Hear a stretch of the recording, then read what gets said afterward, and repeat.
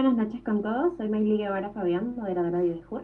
En esta oportunidad tengo el agrado de presentar como ponente a Giovanni Meguíbar Gallo Montes, a quien le damos la bienvenida a IDEJUR, nuestro Instituto de Defensa Jurídica. El tema de ponencia del día de hoy son los derechos del imputado en el proceso penal. Les recordamos que la certificación es opcional, tiene un costo de 20 soles y está certificado por IDEJUR. Sin más preámbulo, doy paso a nuestro ponente para iniciar su seminario. Muchas gracias. Bien, muchas gracias. En primer lugar, muy buenas noches para todos. Primeramente quiero agradecer al Instituto de Defensa Jurídica y de JUR por darme la oportunidad de eh, realizar una reflexión sobre esta temática. Y bueno, sin más preámbulo, vamos a entrar ya en materia. Si podrías compartir las diapositivas, este, compañera. Sí, un momento, por favor. Este, no, ahí me va a apoyar con la diapositivas mi secretaria. Ya, listo. Ahí, ya está. Okay.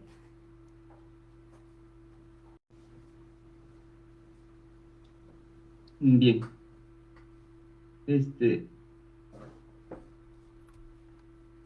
sí, lo veo. Ok.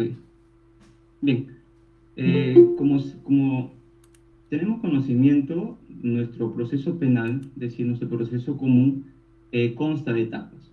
Tenemos las diligencias preliminares que se encuentran dentro de la investigación preparatoria, tenemos la etapa intermedia y tenemos el juicio oral.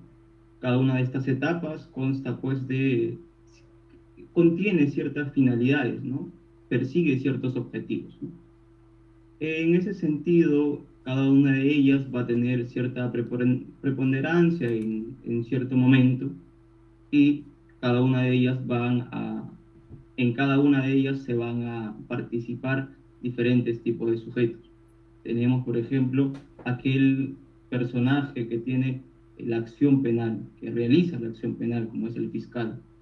También tenemos al juez, quien va a ser el encargado de juzgar, de decidir.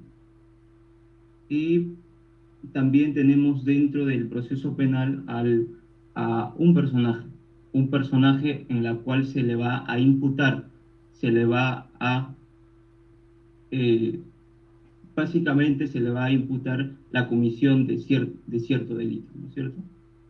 Es en ese sentido que hablamos de una figura llamada imputado. El imputado no va a ser más que una persona a la cual se le va a imputar, se le va a, digamos, a acusar la comisión de cierto delito, ¿no es cierto? Es en ese sentido cuando hablamos de una situación jurídica, es decir, el imputado presenta una situación jurídica, tiene una situación jurídica, y esa situación jurídica hace que la persona, en este caso el imputado, tenga deberes dentro del proceso penal, pero sobre todo tenga derechos. Y efectivamente, el día de hoy vamos a hablar de los derechos que tiene el imputado dentro del proceso penal. Siguiente diapositiva. Bien, el primer derecho que tiene la persona cuando se le apertura un proceso penal es efectivamente el derecho a la presunción de inocencia. El derecho a la presunción de inocencia es un derecho reconocido constitucionalmente, pero no solamente constitucionalmente, sino que tiene una protección convencional. Diferentes tratados internacionales, diferentes órganos internacionales protegen y regulan este derecho. Más que un derecho, es un principio rector de un Estado constitucional de derecho. Tal es así que este derecho implica pues que toda persona tiene que ser considerada inocente mientras no se demuestre judicialmente su responsabilidad. Cuando hablamos de la presunción de inocencia, vamos a hablar pues de aquel estatus que tiene la persona dentro de un proceso.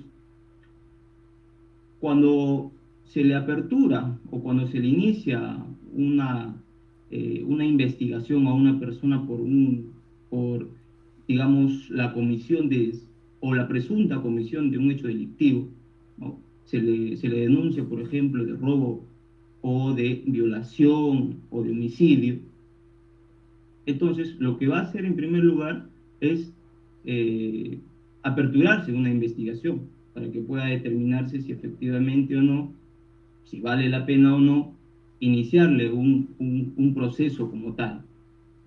Desde que, desde el inicio, desde la denuncia, la persona está protegida por un escudo, y este escudo es la presunción de inocencia. El presumir la inocencia no significa pues que la persona sea inocente. El presumir la inocencia significa que la persona tiene un estatus, tiene un escudo que le va a proteger durante todo el proceso, como ya lo estamos mencionando, ¿no es cierto?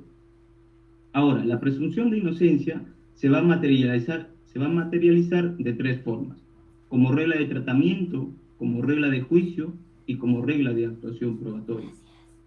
Como regla de tratamiento implica pues que la persona deba ser tratada como inocente.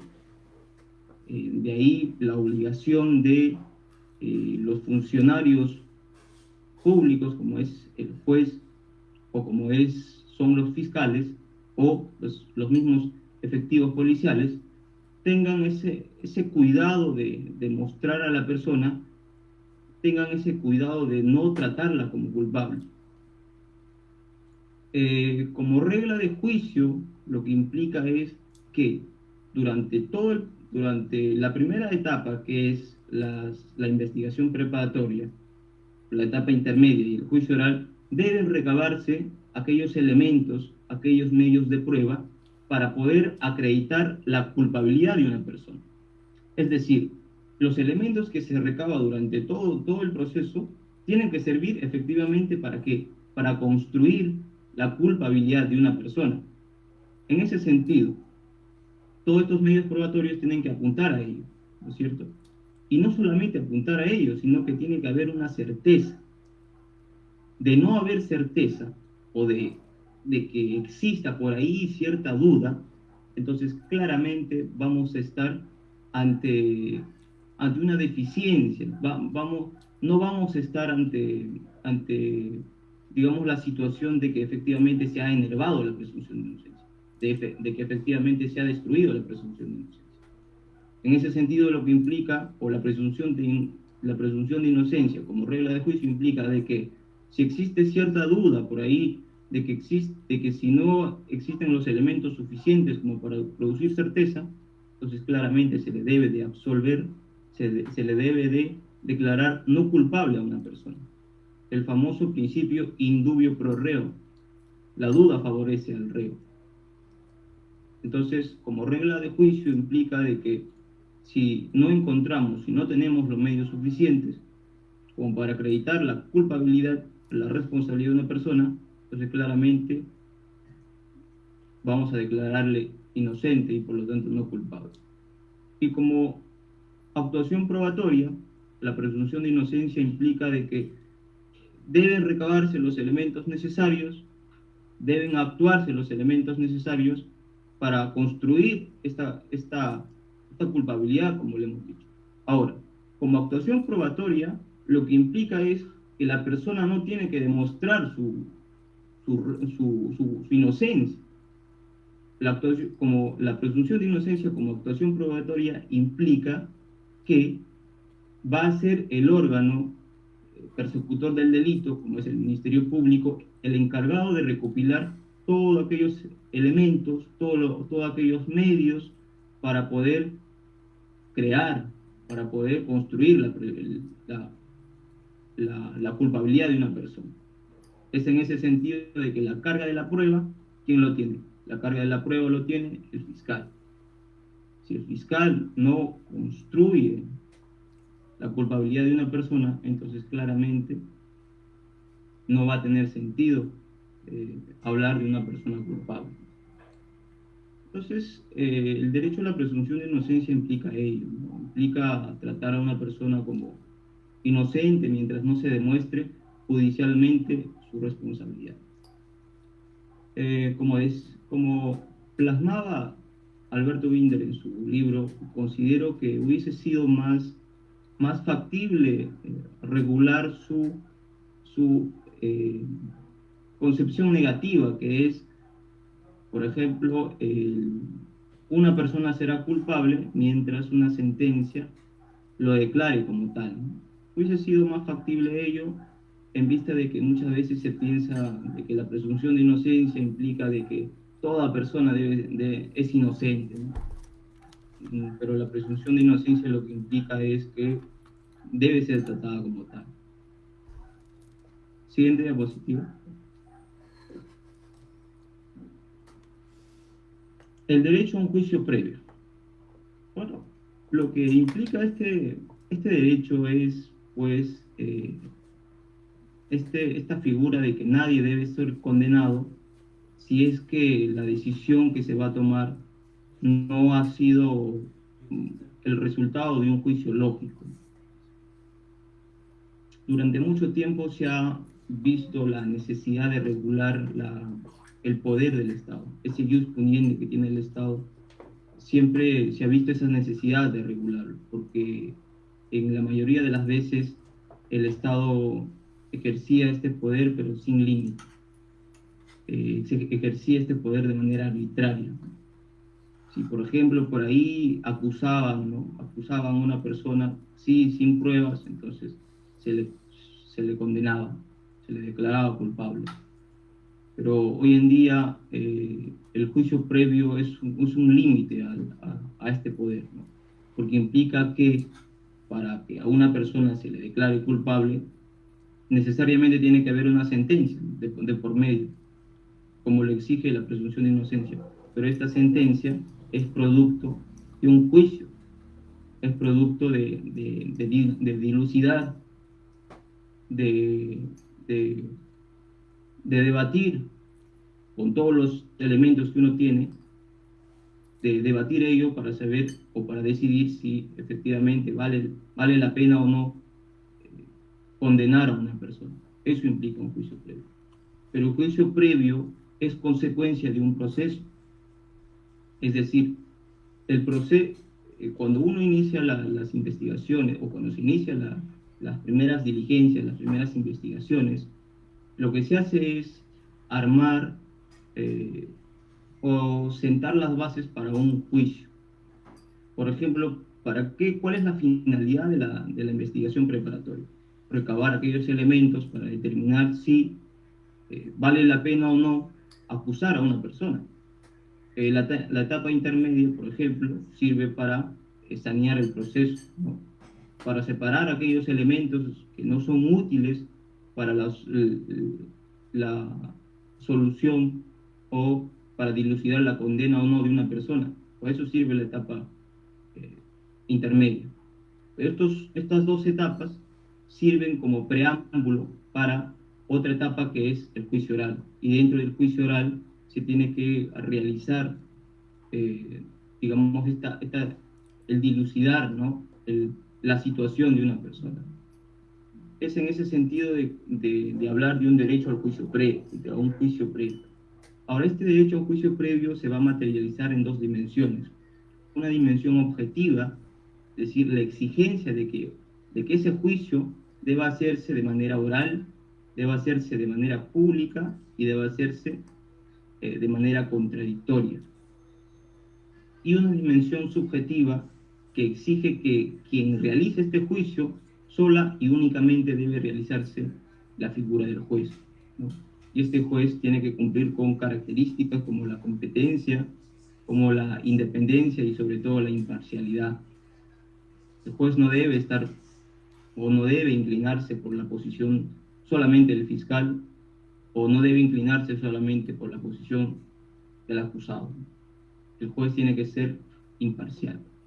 Algunas formas de vulnerar este derecho al juicio previo tenemos, por ejemplo, cuando se desarrolla el juicio de forma escrita, como se hacía en el sistema anterior, en el sistema inquisitivo, ¿no es cierto? Se presentaba la acusación, se contestaba la acusación, pero no había la materialización de este principio fundamental como es el principio de inmediación, ¿no es cierto? Aquel contacto directo que tiene el juez con las partes, el juez con los medios probatorios. Entonces, en ese tipo de situaciones claramente vemos vulnerado el derecho al juicio previo. Otras formas de vulnerar al juicio previo tenemos, por ejemplo, cuando no es un juez quien aplica algunas sanciones, sino que puede ser otras autoridades como el fiscal o el policía. Entonces, claramente en ese tipo de situaciones también vemos claramente la vulneración de este derecho. Siguiente diapositiva.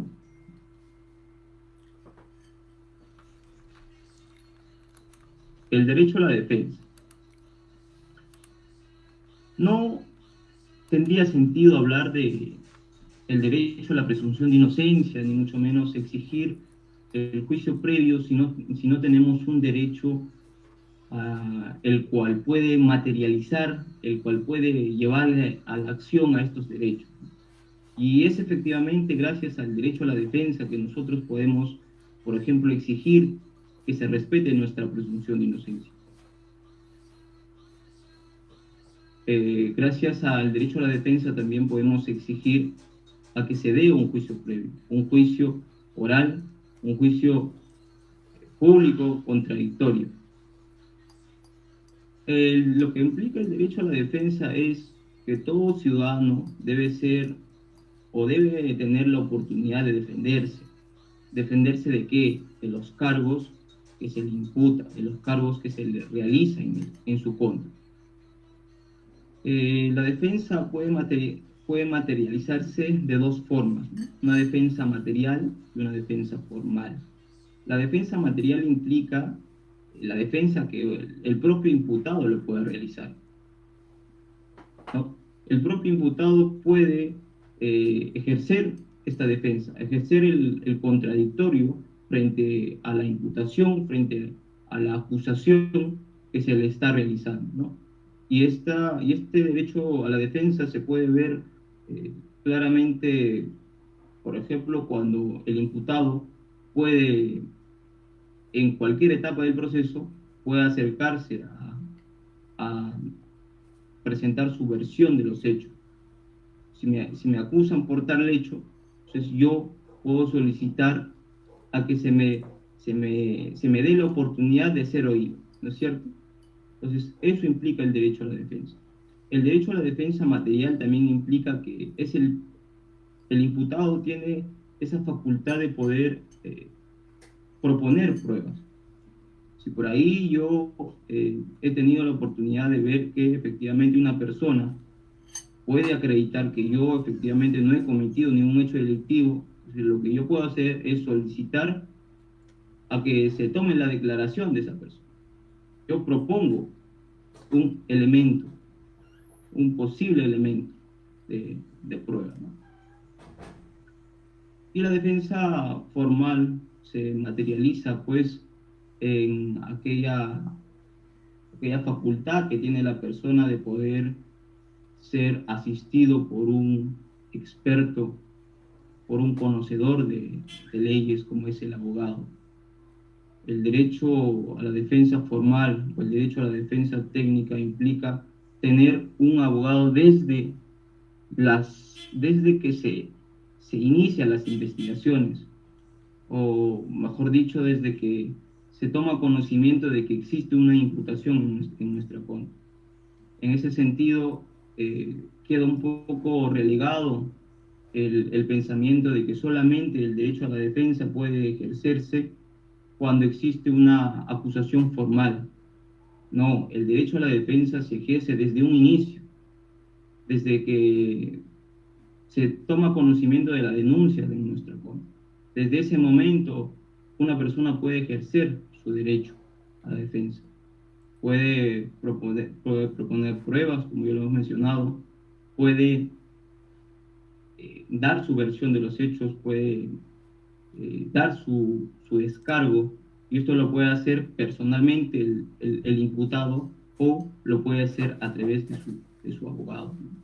Y el derecho a la defensa formal también implica de que en caso uno no tenga pues los medios económicos suficientes como para contratar un abogado, una defensa técnica privada, entonces esto también implica la obligación del Estado de poder otorgarnos una defensa o un abogado de oficio. Siguiente diapositiva.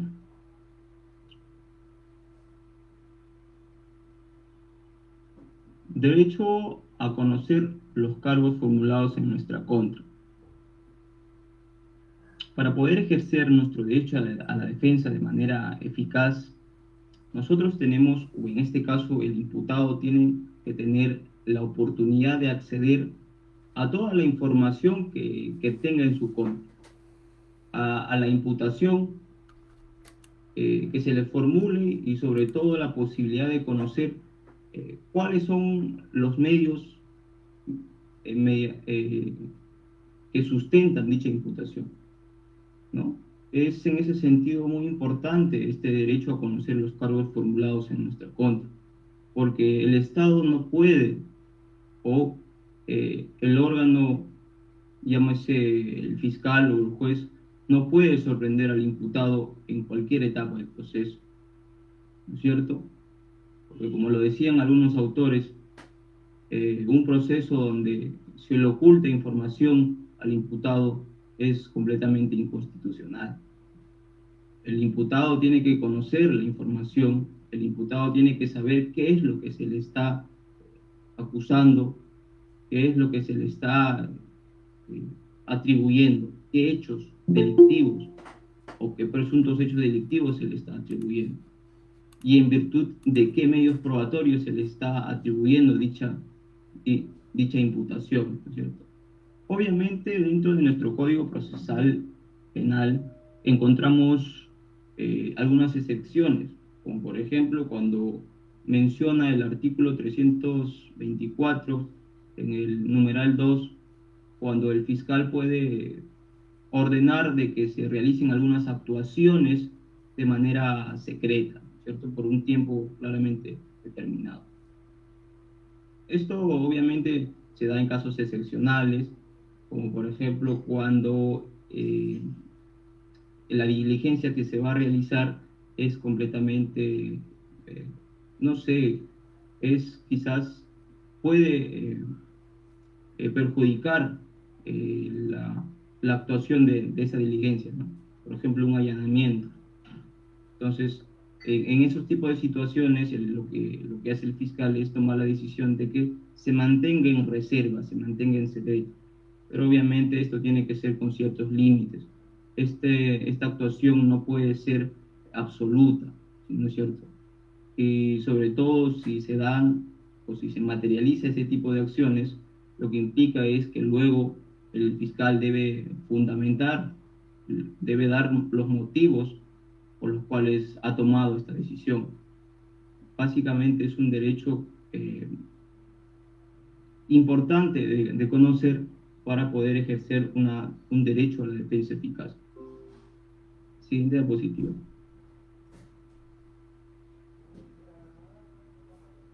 El derecho a guardar silencio.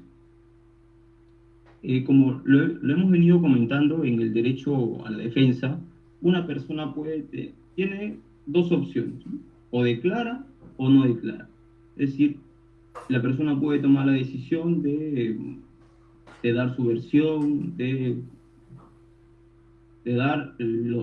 ofrecer los descargos, o por el contrario, la persona está facultada, está en su derecho de reservarse el declarar, ¿cierto?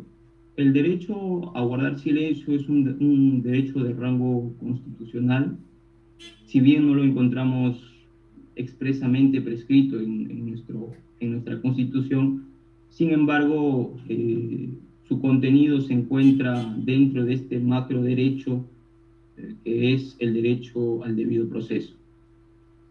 El derecho a guardar silencio lo que implica es que una persona no debe declarar en su contra. Lo que implica el derecho a guardar silencio es un derecho a la no incriminación. ¿no? O como en el derecho comparado se le denomina el derecho a callar.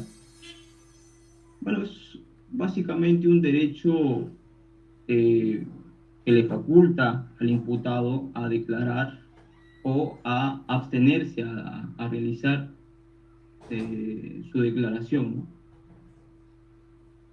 Eh, este derecho muchas veces no es muy tocado, no es muy utilizado, pero sí vale la pena tenerlo en cuenta, ¿cierto? El derecho a guardar silencio implica la no incriminación, porque el, el- el- el derecho a la defensa o el derecho a guardar silencio es, es un medio de defensa que puede utilizar el imputado, ¿no? Básicamente en dos situaciones, cuando puede incurrir en contradicciones o cuando se percata por ahí de que quizás el proceso que se está llevando no es de acorde a un debido proceso, ¿no? Es un proceso arbitrario. Entonces, es así como el derecho a guardar silencio o el derecho a no declarar implica que es un medio de defensa. No puede tomarse en contra del imputado. No puede, no puede alegarse de que porque la persona está guardando silencio, entonces claramente la persona se está autoincriminando. Él no declara, ah, entonces es culpable. No, no tiene por qué aceptarse esa lógica. La declaración del imputado no es tomada como un medio de prueba, como es el caso de la declaración de algunos órganos de prueba, como es el testigo o, eh, o el perito, ¿no es cierto? Este tiene una naturaleza muy diferente a ello. Ahora, por ejemplo, ¿qué pasa si, no sé, se le acusa a una persona, se le acusa a un grupo de personas, ¿no es cierto? Una persona, como ya lo hemos venido mencionando, tiene la facultad de poder declarar, ya sea total, o puede tener la facultad de declarar parcialmente, ¿no es cierto? En algunos supuestos donde quizás no me perjudica, yo puedo tener esa facultad de declarar, y en algunos supuestos donde posiblemente yo me percate, o en este caso mi defensa técnica se percate de que las preguntas son autoincriminadoras, auto inculpatorias, entonces claramente yo puedo tener la decisión de no declarar, pero no solamente protege un ámbito personal, sino que también protege un ámbito quizás grupal, por decirlo así, porque ¿qué pasa si en ese proceso, como lo hemos venido mencionando, eh, no solamente soy yo el imputado, sino que somos dos o tres personas? El Tribunal Constitucional ha establecido que este derecho a callar o el derecho a guardar silencio se extiende al resto. A mí no me pueden obligar a declarar en contra de otras personas. Eso claramente también está regulado y protegido por el derecho a guardar silencio. Siguiente diapositiva. Bueno, otros derechos que tiene el imputado es pues el no emplearse en su declaración medios coactivos, intimidatorios o contrarios a su dignidad. Claramente, como ya lo hemos venido mencionando, la declaración del imputado es voluntaria. Si la persona desea declarar, entonces declara. Si la persona no desea declarar, entonces no se le puede obligar, no se puede utilizar ningún medio coactivo, intimidatorio para realizar o para conseguir su declaración. Otro de los derechos que tiene el imputado es el derecho a ser examinado por un médico legista.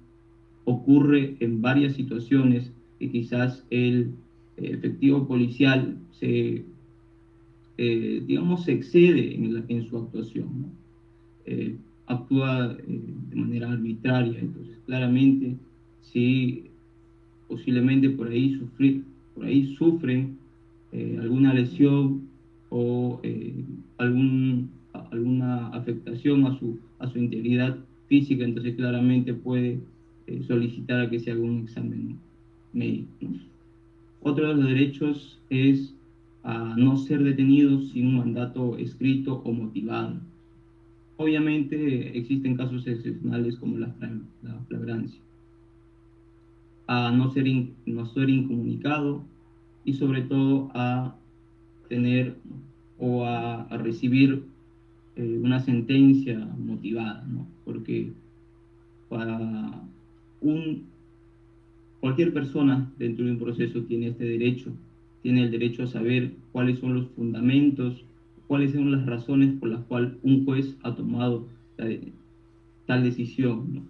Puede ser una decisión condenatoria o puede ser una decisión absolutoria. Para culminar esta ponencia, vamos a comentar una sentencia, siguiente diapositiva, una sentencia emitida por el Tribunal Constitucional, emitida el año 2021, que versa básicamente sobre dos puntos importantes. Sobre la rueda de prensa que es utilizada, ¿no?, por los efectivos policiales versus el derecho a la presunción de inocencia, uno de los derechos que tiene el imputado, que tiene toda persona dentro de un proceso. Eh, Básicamente es un recurso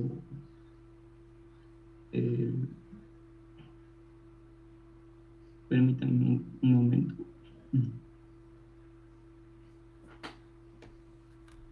Ya, es un recurso de agravio constitucional presentado por la defensa de una persona que estaba siendo acusada por integrar una organización criminal, ¿cierto? Entonces, ¿qué es lo que había pasado en esta oportunidad? Resulta que una persona estaba, como yo lo había mencionado, estaba siendo investigada por presuntamente integrar una organización criminal, ¿no? Esta organización criminal estaba denominada como la Gran Familia del Centro, ¿cierto? Entonces, lo que hace la defensa técnica de uno de los imputados es pues presentar un habeas corpus. Lo presenta y alegando pues que se abstenga, en este caso la institución, en este caso la Divingri, se abstenga de realizar la rueda de prensa que estaba programada para un día 17 de abril, que se abstenga o que se suspenda esta rueda de prensa, porque la defensa alegaba de que con esta rueda de prensa se estaba vulnerando el derecho a la presunción de inocencia, el derecho al honor de la persona y otros derechos conexos a ella, ¿no? Entonces se presenta el habeas corpus y lo que hace, en este caso, la sala superior es declararla, en este caso, improcedente. Lo declaran improcedente, ¿por qué? Porque la sala alegaba de que el habeas corpus no era un medio idóneo, no era el medio adecuado por el cual se tenía que solicitar esto, porque no encontraban, digamos, la conexión de la presunción de inocencia con, eh, con la libertad o con la vulneración del derecho a la libertad o derechos conexos, porque el habeas corpus es efectivamente para proteger, ¿no?, para proteger este derecho de la libertad de la persona. Entonces, al no haber esta conexión, pues claramente lo declaran, en este caso, improcedente la demanda. En este caso, la defensa eh, apela la decisión y también, en este caso, la sala pertinente lo declara también o confirma la sentencia de la primera instancia, porque alegaban de que efectivamente en primer punto ya se había dado la, la rueda la rueda de prensa. Y también lo confirma porque también alegaban de que no había ninguna conexión entre el derecho a la presunción de inocencia y la vulneración de algún derecho a la libertad. Entonces, lo que hace la defensa es prácticamente presentar un recurso de agravio constitucional y se dirige al Tribunal Constitucional, ¿no? En este supuesto, el Tribunal Constitucional también se pregunta y dice, pero ¿por qué estás recurriendo a mí si ya se dio la rueda de prensa? Ya se vulneró prácticamente el derecho a la presunción de inocencia. Pero lo declaran fundado, ¿por qué? Porque era muy indispensable pronunciarse sobre este tema, sobre la rueda de prensa y, eh, y la presunción de inocencia, sobre si la rueda de prensa vulneraba o no el derecho a la presunción de inocencia, ¿no? Entonces, por ese motivo se declara fundada la demanda y el Tribunal Constitucional procede a pronunciarse respecto de este tema, ¿no? Y lo que claramente dice el Tribunal Constitucional es que la vulneración del principio del derecho a la presunción de inocencia es muy recurrente en la actuación policial, ¿no?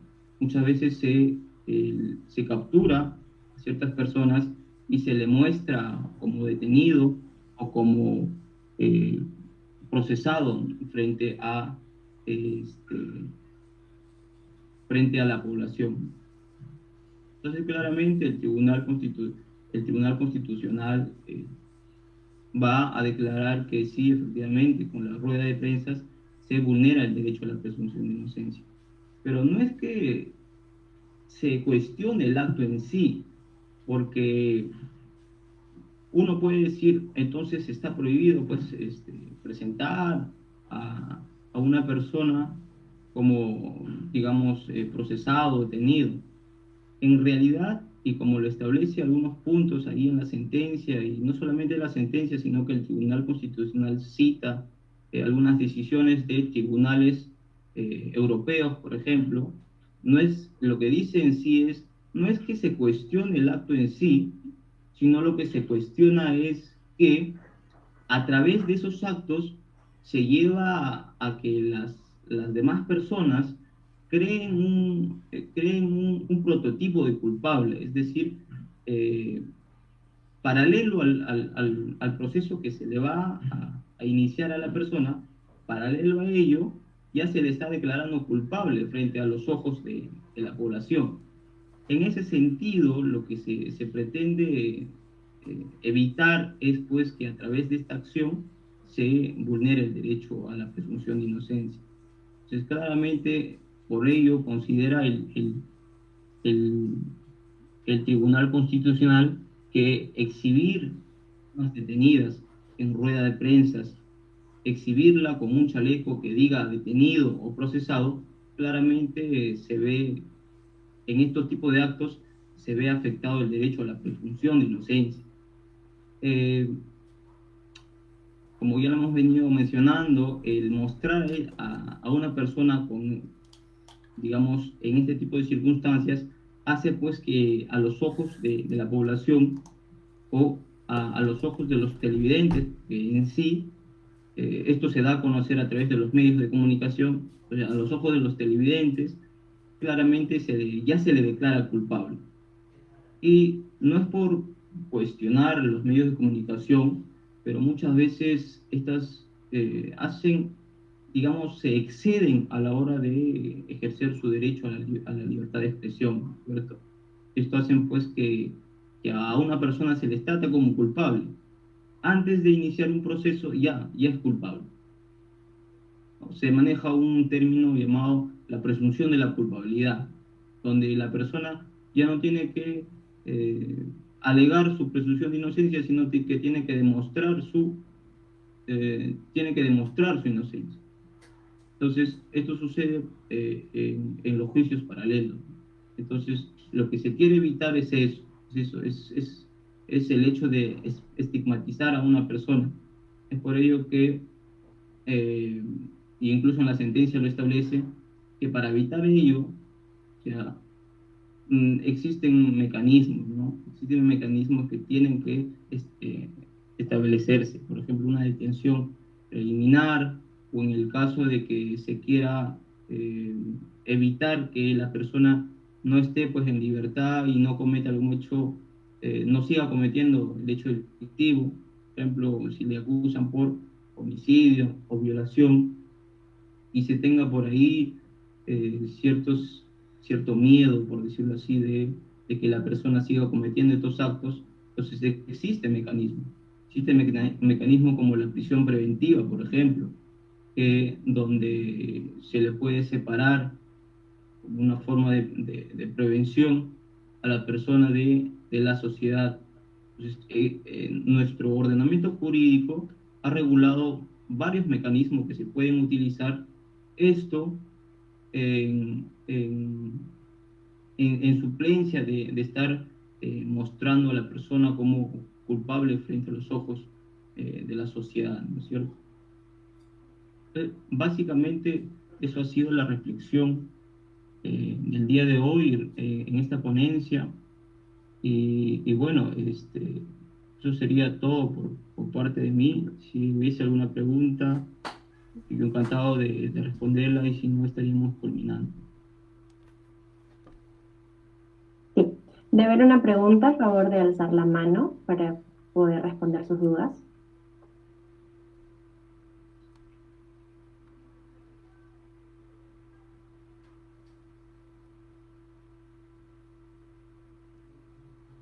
Creo que no hay. Parece que todo quedó claro. Sí. Listo. Y mejor agradece a nuestro ponente, Giovanni Meguíbar Gallo Montes, por su excelente ponencia respecto al tema de los derechos del imputado en el proceso penal. Ponente, nuestra institución le solicita a su persona poder difundir su ponencia en nuestras redes sociales.